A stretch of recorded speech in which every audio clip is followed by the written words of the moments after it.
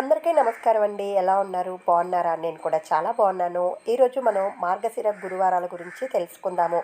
మనకున్న మాసాల్లో 12 మాసాల్లో ఒక్కొక్క మాసానికి ఒక్కొక్క ప్రత్యేకత, విశిష్టత ఉంటుందండి. వాటిలో భాగంగానే మొన్నటిదాకా మనం కార్తీక మాసం వ్రతాలు, పూజలు, సోమవార దీక్షలు ఇవన్నీ ఆచరిస్తూ వచ్చాము.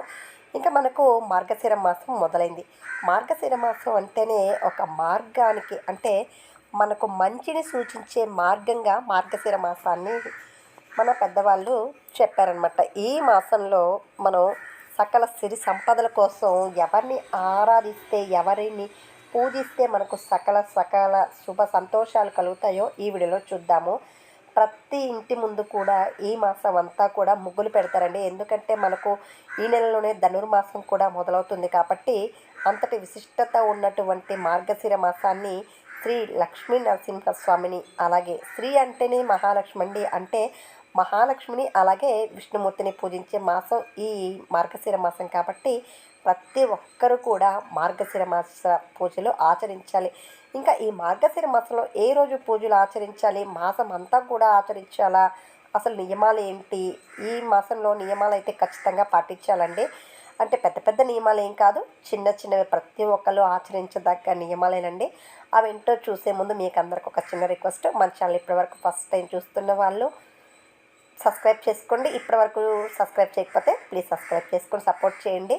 ఇంకైతే ఈ నియమాలు ఏంటి, ఈ నియమాలు ప్రతి ఒక్కరూ ఆచరించాలా, పూజ ఏ సమయంలో ప్రారంభించాలి, ఎలాంటి బట్టలు ధరించాలి అనేవన్నీ కూడా ఈ వీడియోలో చూద్దాము. ముందుగా అయితే ప్రతి ఒక్కరు కూడా వినాయకుడిని అంటే మనకు ఎలాంటి విఘ్నాలు, ఎలాంటి అపజయాలు కలగకుండా మొదటి పూజ విఘ్నేశ్వరునికి చేయటం మన ఆనవాయితీగా వస్తుంది.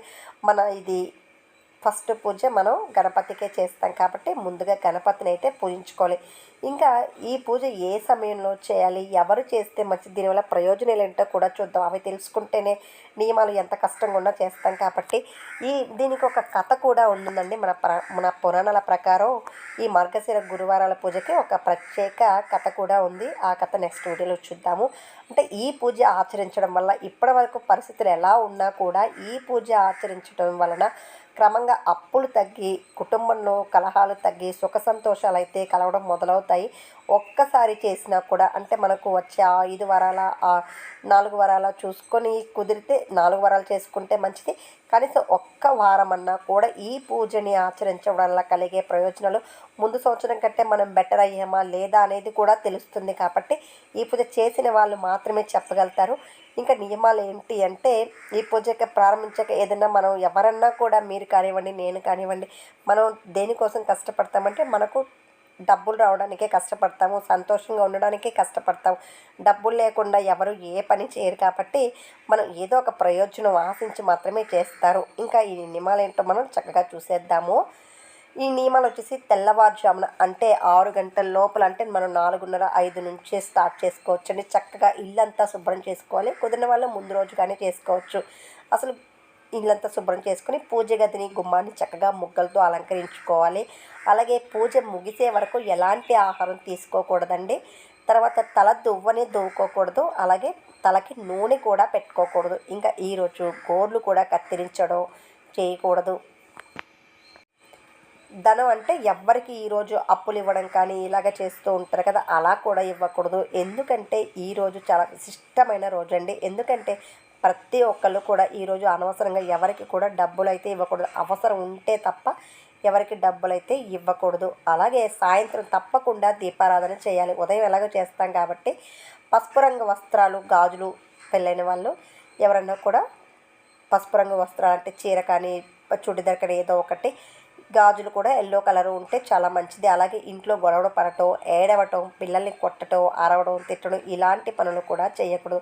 ఇంకా నాన్ వెజ్ అంటే మాంసాహారం కూడా ఈ దీక్షలో ఉన్నప్పుడు చేయకూడదు. చేసినా కూడా తినకూడదండి. ముఖ్యంగా అయితే ఈ నియమాలు ఎందుకంటే గురువారం అంటేనే లక్ష్మీవారం అండి. చాలా ఊర్లలో, చాలా ప్రదేశాల్లో గురువారాన్ని గురువారం అంటారు, లేదా బేస్తవారం అంటారు. చాలామంది లక్ష్మీవారం కూడా అంటారండి. ఎందుకంటే అది మనం తర్వాత చూద్దాము.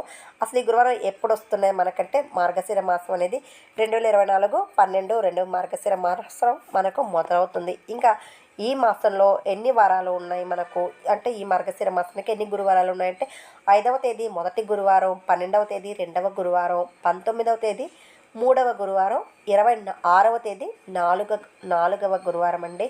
వరుసగా 4 గురువారాలు అయితే వచ్చాయి. అసలు ఇంకా లక్ష్మీవారం అంటేనే గురువారం కాబట్టి ఈ గురువారాన్ని లక్ష్మీవారంగా పిలుస్తారు. శ్రీ మహాలక్ష్మికి చాలామంది శుక్రవారం ఇష్టం అంటారండి, కానీ గురువారం అంటేనే లక్ష్మీ అమ్మవారికి ఇష్టమని మన పురాణాల ప్రకారం చెప్తున్నారు. ఇంకా ఈ గురువారం రోజు ఎవరి ఇల్లులు అయితే చక్కగా అంటే ఎలాగో శుక్రవారం వస్తుంది కాబట్టి గురువారం ఈవినింగే చాలామంది చేస్తూ ఉంటారు పూజలు ఇవన్నీ. ఇల్లంతా శుభ్రం చేసుకోవడం, ముగ్గులు వేసుకోవడం చేస్తూ ఉంటారు చాలామంది కూడా. ఇక గురువారం సాయంత్రం ఈ పూజ విధానాన్ని ఆచరించడం వల్ల శుక్రవారం కూడా కలిసి వస్తుంది కాబట్టి గురువారం ఎవరైతే చక్కగా ఇల్లు శుభ్రం చేసుకుంటారో వారి ఇల్లు శ్రీ మహాలక్ష్మి తల్లి వెంటనే అనుగ్రహిస్తుంది. అంటే శుక్రవారం రోజు కంటే గురువారం రోజు ఇల్లంతా శుభ్రం చేసుకుని ముగ్గులు వేసుకుంటే చాలా మంచిది. ఇంకా కుదిరితే 5 ఒత్తులతో దీపారాధన చేయటం వల్ల కూడా ఆ శ్రీ మహాలక్ష్మి తల్లి అనుగ్రహం కలుగుతుంది. ఈరోజు అమ్మవారికి ఇష్టమైనటువంటి ఏ తీయని ప్రసాదాన్నన్నా కూడా నైవేద్యంగా చేయవచ్చు. పసుపు రంగు పూలతో కుదిరితే పసుపు రంగు పూలతో అర్చించి పసుపు అక్షంతలతో అమ్మవారికి అష్టోత్తరం చదివిన మీకు ఏది రాకున్నా కూడా ఓం శ్రీ మహాలక్ష్మి నమః అని ఓం శ్రీ మహాలక్ష్మి నమః అనేసి 108 సార్లు జపించినా కూడా సరిపోతూ ఉంది. అది కూడా రాదు అనుకుంటే మమ్మల్ని చల్లగా అనుగ్రహించు తల్లి అంటే మనస్ఫూర్తిగా నమస్కరించుకున్నా సరిపోతుందండి. కుదిరితే పసుపు రంగు వస్త్రాలు, పసుపు రంగు పూలు తప్పకుండా చేసుకోండి. ఎందుకంటే ఈరోజు గురువు అనుగ్రహం కలగాలంటే కూడా పసుపు రంగు వాడటం వల్ల గురువు అనుగ్రహం కలుగుతుంది కాబట్టి గురువారానికి అంతటి విశిష్టత ఉంది. ఈ విధంగా మహాలక్ష్మి పూజ ఎవరైతే ఆచరిస్తూ ఉంటారో 4 వారాలు కానీ కుదిరితే 1 వారమన్నా ఆచరించి చూడండి. మీకే రాను అనేది తెలుస్తుంది ప్రయోజనాలు ఏంటో. ఒకసారి చేసిన వాళ్ళు ప్రతి సంవత్సరం కూడా తప్పకుండా చేస్తుంటారు. ఎందుకంటే ప్రయోజనం వస్తుందంటే మనం ఎంత పనన్నా చేస్తాం కాబట్టి తప్పకుండా చేయండి. కాకపోతే ఈ నియమాలన్నీ పాటించాలండి. ఎందుకంటే ఇది నియమాలు మాకు కుదరదు, మాకు ఇవి మెడిసిన్స్ వేసుకోవాలి తప్పదు అన్న వాళ్ళు ఉదయంతో చేసుకోండి. ఎందుకంటే 4 గంటల 5 గంటలకి లేచినా కూడా 6 గంటల లోపల ఈ పూజ అయితే చక్కగా చేసుకోవచ్చు. పెద్ద ప్రాబ్లం కూడా కాదు. మీరు మీ టైంకి టిఫిన్ కూడా తినొచ్చు.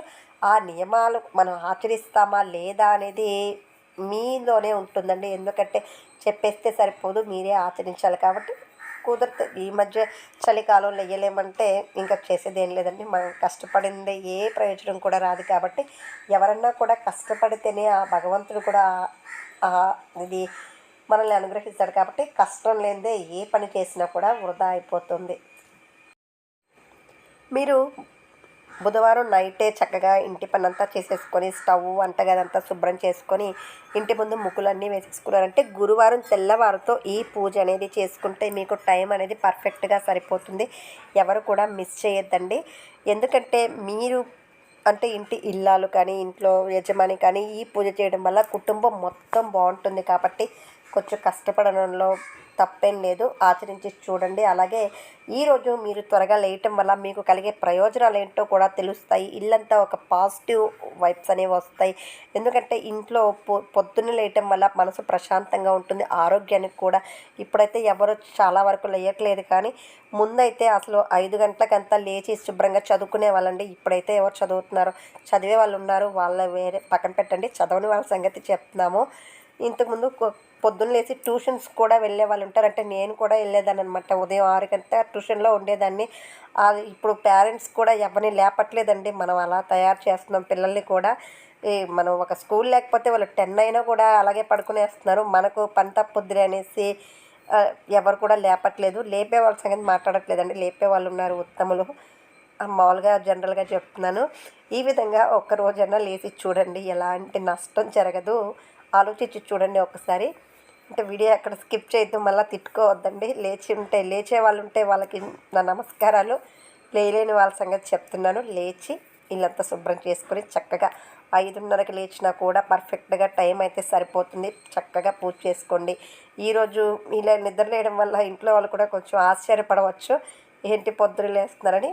వాళ్ళకు కూడా ఈ విధంగా రోజు లేయటం వల్ల ఇంటి అభిమానం అనేది అఫెక్షన్స్ కూడా పెరుగుతూ వస్తుంటాయి. మన కోసం కష్టపడుతున్నారనే ఓ ఫీలింగ్ కూడా ఉంటుంది. కాబట్టి దీంట్లో క్రమంగా ఇంట్లో గొడవలు తగ్గటం, ఇల్లు ప్రశాంతంగా ఉండడం, పిల్లలు కూడా చెప్పిన మాట, ఇవన్నీ ప్రయోజనాలే. కాబట్టి కొంచెం తొందరగా లేస్తే మీకు ఆ లక్ష్మీదేవి అనుగ్రహం కలుగుతుంది. అలాగే లక్ష్మీ పూజ చేసుకున్నాక వెంటనే ఈ మహావిష్ణువు కానీ వెంకటేశ్వర స్వామికి కానీ తులసి మాలలు లేదా తులసి అష్టోత్తరం తులసి దళాలతో పూజించడం వల్ల మారేడు అంటే బిల్వ దళాలు సమర్పించడం ద్వారా కూడా అంటే అమ్మవారిని ఎక్కడైతే పూజిస్తామో తర్వాత అయ్యవారిని కూడా పూజిస్తేనే ఆ మహాలక్ష్మిగా సంతోషపడతారు. కాబట్టి తప్పకుండా లక్ష్మీనారాయణ ఇద్దరిని పూజిస్తేనే ఈ పూజ ప్రతిఫలం దక్కుతుంది. కాబట్టి తప్పకుండా ఆచరించి చూడండి. కుదిరితే ఈరోజు ఇది పచ్చకర్పూరాన్ని హారతిగా ఇచ్చి చూడండి. పచ్చకర్పూరం హారతి ఇవ్వడం వల్ల అనేక లాభాలు కూడా ఉన్నాయి. తప్పకుండా పచ్చకర్పూరం కుదిరితే తెచ్చుకొని ఈరోజు హారతిగా పెట్టండి. అలాగే పంచహారతి అంటే 5 వత్తులు వేసేసి పంచహారతి అనేది ఇస్తూ ఉంటారు. అలాగే ధూపం అంటే సాంబ్రాణి పొగ ఇల్లంతా కూడా వేస్తే కూడా ఇంట్లో ఉన్న నెగటివ్ ఎనర్జీ మొత్తం పోతుంది. ఇన్ని ప్రయోజనాలను ఉంటాయి ఈ లక్ష్మీ గురువారాల పూజ ఆచరించడం వల్ల. మీకు కలిగే సిరి సంపదలు నెక్స్ట్ ఇయర్కి అంతా మీకే తెలుస్తాయి. కాబట్టి తప్పకుండా ఆచరించి చూడండి. కుదిరితే ఎవరికైనా చెప్పండి. ఇప్పటివరకు ఆచరించిన వాళ్ళు ఉంటే యూట్యూబ్లో చూసేసి థంబ్నెయిల్ చూసేసి మనం చేయలేము కష్టము ఈ నియమాలు అవి పెట్టుకోవద్దండి. నియమాలు మనకు తగ్గట్టుగానే మన పెద్దవాళ్ళు మన కోసమే ఇవి అనువదించారు. కాబట్టి ప్రతి ఒక్కటి కూడా మన ఆరోగ్యం కోసమే, మన సంతోషం సుఖాలు దృష్టిలో పెట్టుకొని ఈ నియమాలన్నీ పెట్టారు. కాబట్టి ఈ కథ విన్న వాళ్ళకి మొత్తం తెలుస్తుంది. ఇప్పటికే చాలా ల్యాగ్ ఎక్కువైంది. సో నెక్స్ట్ వీడియోలో తప్పకుండా ఈ కథ అనేది చూద్దాము. తప్పకుండా ఈ లక్ష్మీ గురువారాల పూజ ఆచరించి తప్పకుండా చేయండి. మీకు కలిగే ప్రయోజనంలో మీరే చూస్తారు. ఈ వీడియో మీకు నచ్చింది అనుకుంటున్నాను. నచ్చితే లైక్ చేయండి, షేర్ చేయండి. ఇప్పటివరకు మన ఛానల్ సబ్స్క్రైబ్ చేసుకోకపోతే ప్లీజ్ సబ్స్క్రైబ్ చేసుకొని సపోర్ట్ చేయండి. నెక్స్ట్ వీడియోలో కథతో మళ్ళీ మీ ముందుకు వస్తాను.